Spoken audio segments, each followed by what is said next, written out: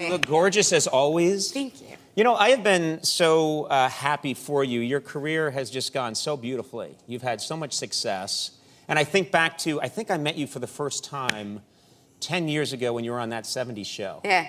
And I was talking to you, and you were a kid at the time, and you were talking about how much you loved prank calling people on the telephone. Yeah. And now you're the Mila Kunis that is in movies, you're a huge star. Is that still part of you? Do you still like to prank call? Yeah, it's just a little harder to do it now because my voice is so recognizable, and I'm not skilled enough to change it. Right. So it is what it is. So sometimes you'll prank call people and they'll say, is this Mila Kunis from Black Swan? I'll tell you, I used to play video games, and I had a hard time being on the voice systems like Ventrilo and stuff because my voice started becoming recognizable. Yeah, and you have a very distinct voice. Yeah. What about the technology change too when you call people? You know? Well, now, people don't pick up private calls. Everyone's self-indulgent. They think they're too good to pick up a block call. Right. So I can't prank call people anymore.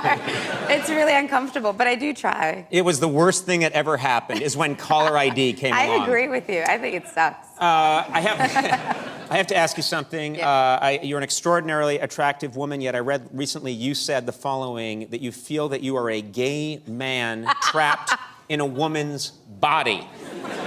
This intrigued me. Because I feel like a gay woman trapped in a woman's body. I don't even know how that makes sense, but explain that to me. What do you mean by that? Well, without being full of stereotypes, I mean, it is what it is. I feel like a gay man sometimes in a woman's body. I love men. I love everything about men.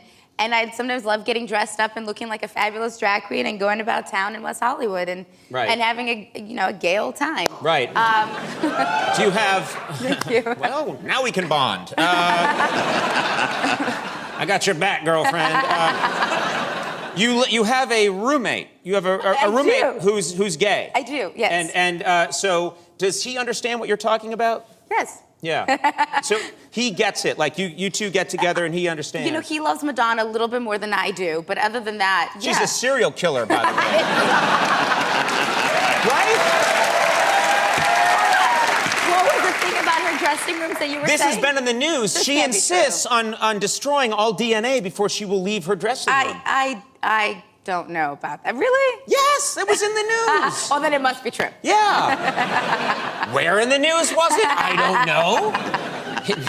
No, it was apparently a news story. This is something that she likes to have done. Like she disinfects it? I mean, how do you really do? I mean, I'm just out of curiosity. Trust me, I know how it's done. Whenever I go anywhere, I have the place swept with a black light. A better question is what, is she spraying DNA all over the place? It's never been an issue for me, you know. Really? Well...